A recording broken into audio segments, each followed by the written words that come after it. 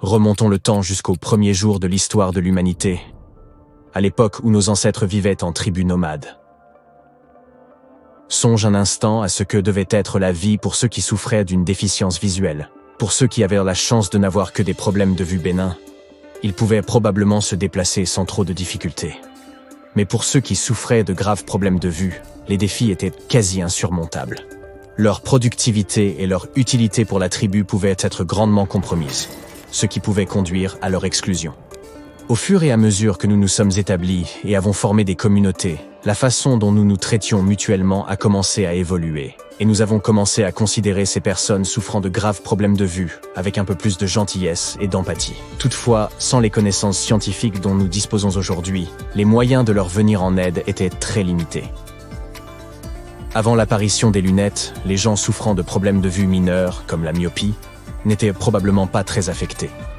Même si leur déficience visuelle pouvait rendre plus difficiles certaines tâches, comme la chasse ou l'identification d'une menace, ces individus pouvaient tout de même contribuer à la survie de leur tribu, et étaient donc généralement acceptés par leurs pairs. Au fil du temps, à mesure que leur vue se détériorait, nombreux sont ceux qui ont appris à s'adapter. Le déclin progressif de leur vue sur plusieurs années n'était peut-être même pas perceptible, si bien qu'elles ont pu développer des mécanismes d'adaptation, comme le fait de s'appuyer davantage sur leurs autres sens.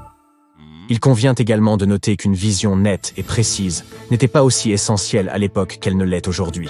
Pendant la grande partie de notre histoire, les taux d'alphabétisation ont été très faibles, souvent de l'ordre de 20% tout au plus, et une formation académique n'était pas essentielle à la plupart des emplois. Par conséquent, les problèmes de vue n'affectaient pas nécessairement la capacité d'un individu à travailler ou à apprendre. La plupart des gens n'étaient pas censés effectuer de tâches nécessitant une vue exceptionnelle. Ils pouvaient donc s'en sortir tant qu'ils étaient en mesure d'accomplir leurs tâches, qui prenaient souvent la forme d'un travail physique. Cela peut sembler dur selon les normes d'aujourd'hui, mais si ta vue était suffisamment bonne pour travailler, mettons, dans un champ, tu pouvais au moins t'assurer une source de subsistance et un revenu. Avance rapide jusqu'au XIIIe siècle, lorsque le premier éclat de ce que nous appellerions plus tard des lunettes a commencé à poindre. Ces premières versions des lunettes n'étaient fondamentalement que des loupes, qui ne servaient qu'à faciliter la lecture. Au fil des siècles, celles-ci sont devenues plus complexes, et elles ont commencé à ressembler à ce que nous connaissons aujourd'hui aux alentours des XVIIe et XVIIIe siècles. Maintenant, penchons-nous un peu sur l'histoire fascinante des lunettes. Leur perfectionnement aura pris plusieurs siècles, jalonné de nombreux visionnaires et de leurs idées novatrices. Toutefois, le mystère de l'inventeur des lunettes apportées reste encore entier. Nous savons que nos anciens conquérants, les Romains, ont été les premiers à percer la magie du verre et de son pouvoir d'agrandissement de textes minuscules, donnant ainsi naissance aux premières loupes. Au XIIIe siècle, en Italie, nous rencontrons les premières lunettes portatives de l'histoire. Il s'agissait de lentilles rudimentaires, fabriquées par d'habiles souffleurs de verre, insérées dans des montures de bois, de cuir ou parfois même en cornes d'animal et maintenues contre le visage ou en équilibre sur le nez. À mesure que la technologie s'est améliorée au cours de la Renaissance, ces dispositifs sont devenus plus courants. Comment savons-nous que ces lunettes ont existé? Eh bien, grâce à l'art. Les peintures du début de la Renaissance représentent parfois des érudits avec des montures à main ou des besicles juchés sur le nez. Sur la base de tests de vision rudimentaires, les souffleurs de verre italiens ont su façonner des verres de différentes épaisseurs. En raison de leur popularité croissante, ces lunettes ont commencé à quitter l'Italie pour s'étendre au reste de l'Europe, devenant un accessoire de luxe accessible à ceux qui pouvaient se l'offrir. Compte tenu de l'importance accordée au savoir à la Renaissance, les lunettes sont devenues un signe de prouesse intellectuelle et de richesse. Pendant un certain temps, il a semblé que la technologie des lunettes avait atteint un plafond. Ce n'est qu'au XVIIe siècle que l'on a assisté à un véritable bond en avant, lorsque les lunettes ont permis de garder les mains libres, grâce à l'introduction de branches qui s'étendaient au-dessus des oreilles. L'un des exemples les plus remarquables de ces lunettes modernes sont les fameuses Martin's Margins, conçues par l'inventeur Benjamin Martin. Aujourd'hui, ces lunettes sont très recherchées par les collectionneurs, mais elles ont été pionnières dans la quête de verres plus précis et plus fins, soutenues par des montures robustes. Une fois que les lunettes sont devenues intra-auriculaires, leur évolution a semblé s'accélérer. Même Benjamin Franklin a contribué à ce développement, en inventant le verre à double foyer, une solution astucieuse pour ceux qui devaient jongler avec des problèmes de vision de près comme de loin. Il a ingénieusement découpé 2 lentilles et les a couplées en une seule monture. À la même époque, les lunettes en ciseaux ont gagné en popularité. Il s'agissait essentiellement de lunettes de poche, pliables comme une paire de ciseaux et parfaites pour les moments où l'on avait besoin de jeter un coup d'œil rapide sur quelque chose d'important. Certains messieurs n'étaient guère enthousiastes à l'idée de porter des lunettes en permanence, et ces lunettes compactes présentaient donc une solution idéale. À l'aube du 19e siècle, les lunettes étaient encore fabriquées à la main et n'étaient pas accessibles à tous. Mais eu égard à la révolution industrielle qui s'annonçait, la production en masse de montures et de verres se profilait déjà à l'horizon, facilitant la correction de la vue pour les travailleurs acharnés. Le début du XVIIIe siècle a également vu l'introduction de verres cylindriques uniques, conçus pour corriger l'astigmatisme. Au cours du XXe siècle, les lunettes ont commencé à passer du statut de nécessité oculaire à celui d'accessoire de mode.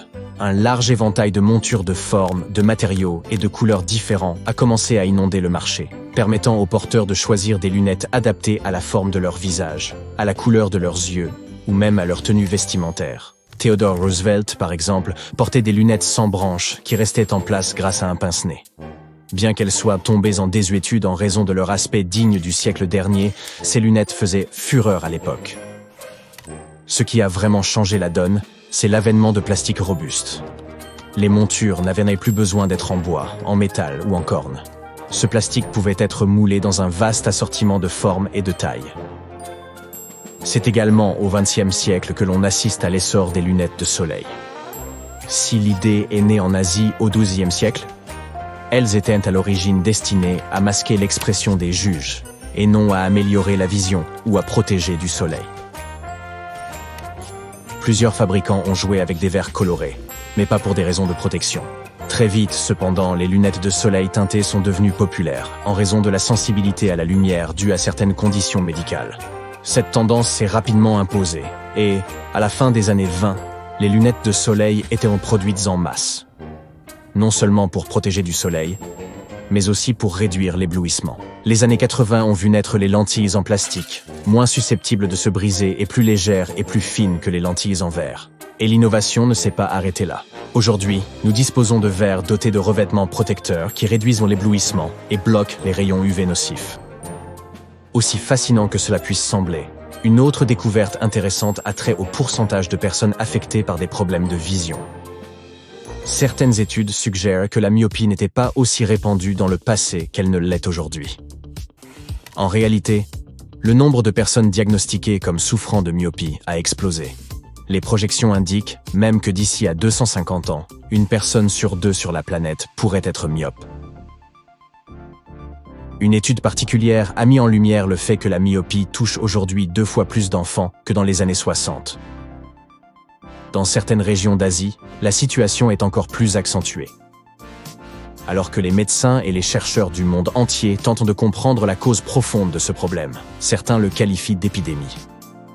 Les théories sont nombreuses, certaines pointant du doigt la génétique ou l'augmentation du temps passé devant les écrans et le nez enfoui dans les livres. Mais il y a aussi d'autres scientifiques qui ont remarqué un lien entre les enfants qui jouent moins à l'extérieur et la probabilité de développer une myopie. Quelle que soit la cause de cette situation, il est juste de dire que la myopie n'affectait probablement pas autant de personnes dans les temps anciens qu'elle le fait aujourd'hui. L'invention relativement récente des lunettes pour la myopie laisse penser que ce n'était pas un problème aussi pressant dans le passé. Peut-être les gens ont-ils trouvé des moyens d'adapter leur mode de vie pour mieux gérer leur myopie. Ou peut-être que l'on s'efforçait davantage d'adapter les emplois aux capacités visuelles des gens plutôt que de rechercher des solutions techniques pour uniformiser la donne.